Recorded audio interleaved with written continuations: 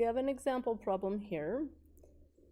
We have a figure with 3 capacitors, and the problem says if the potential difference across the 20 microfarad capacitor in the figure is 12 volts, calculate A, the potential difference supplied by the battery, and B, the energy stored by the 25 microfarad capacitor.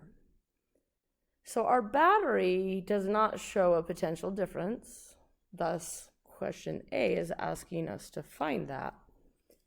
We are told, though, that this 20 microfarad capacitor has a potential difference of 12 volts across it. That didn't show up as a 12 very well. So 12 volts.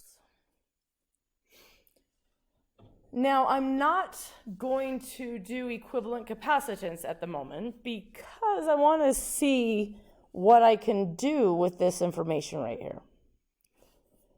Right now, I have a capacitance, C, and a potential difference, delta V, which means I can find a charge.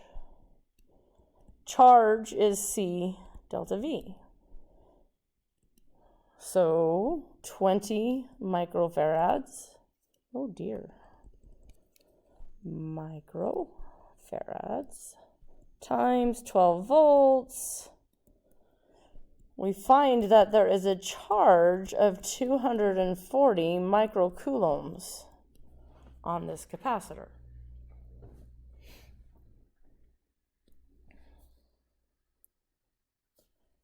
Trying to get the equal sign to show up. There we go.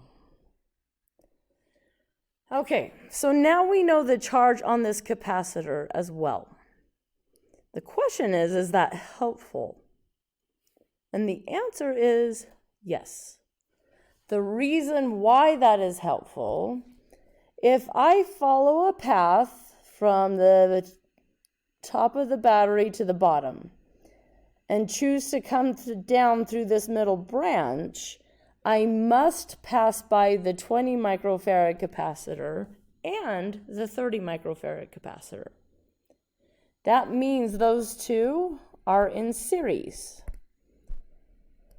Now, it's true, I could take a path that took me through the 25.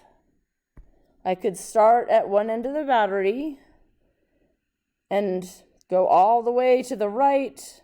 That would pass me through the 25 and get me back to the negative terminal of the battery. But I don't know Q, nor do I know delta V for the 25. Now, I have seen some students in the past try to tell me that the 20 microfarad capacitor and the 25 microfarad capacitor are in parallel. And that's not true. I mean, it's true that I have a choice where I choose to go down to through the 20 or down through the 25, but I can't say that the 20 and 25 are in parallel because that doesn't account for the fact had I chosen the first path, I had to go through 20 and 30. So what is correct to say is that the combination of 20 and 30 are in parallel. No, that's not how you spell it. Oh, that just didn't show up right. Okay. Are in parallel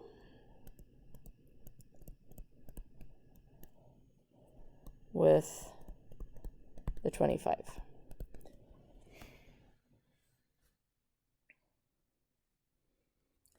So this 20 and 30, because they are in series, they must have the same charge.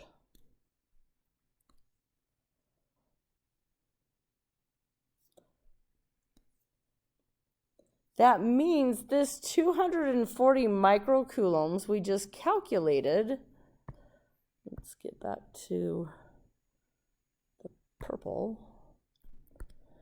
There's 240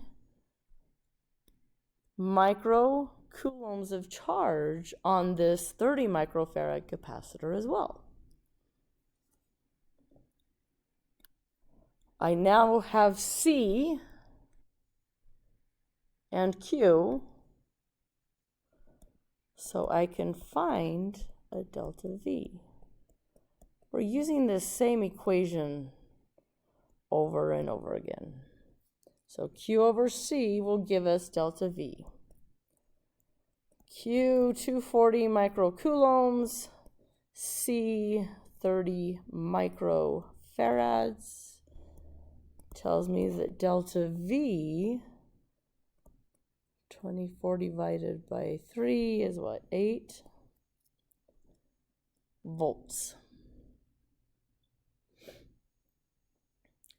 Okay, so we know there's 12 volts here, which I have written. We know now that there's 8 volts on this 30 microfarad capacitor. Going back to following the path, the battery voltage has to somehow be shared among the capacitors that we pass by as we follow a path from one end of the battery to the other. That's a conservation law. So the two capacitors we passed by, one has 12 volts, the other has 8 volts. That means this battery must be 20 volts. It must have a potential difference of 20 volts. So this is the answer to part A. The battery voltage or potential difference supplied by the battery is 20 volts. Now part B, we want to know the energy. Potential energy is what we're working with.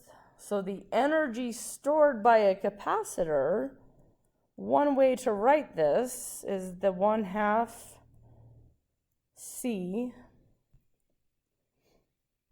delta V squared.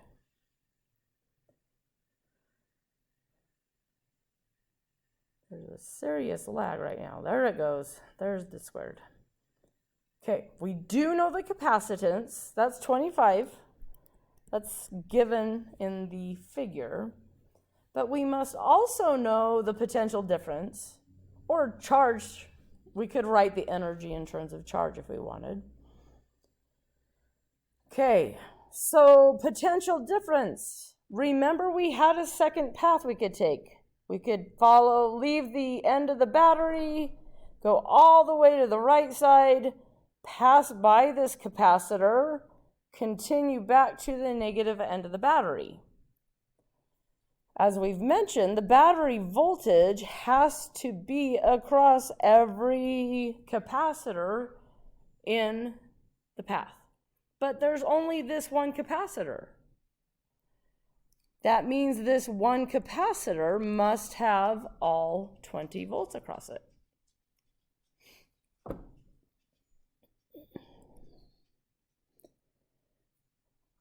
So this capacitor has 20 volts. This capacitor is in parallel to this branch that had the 20 microfarad capacitor and 30 microfarad capacitor. Both branches have a total of 20 volts.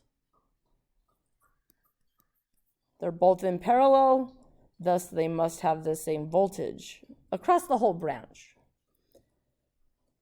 Okay, so coming back to plug in, our capacitance is 25 micros, 10 to the negative 6.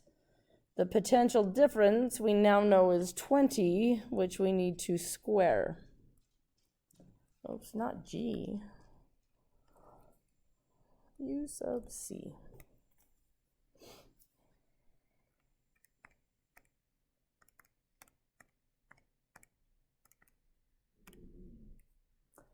I'm getting 5 times 10 to the negative 3 joules. There is the energy stored in this 25 microfarad capacitor.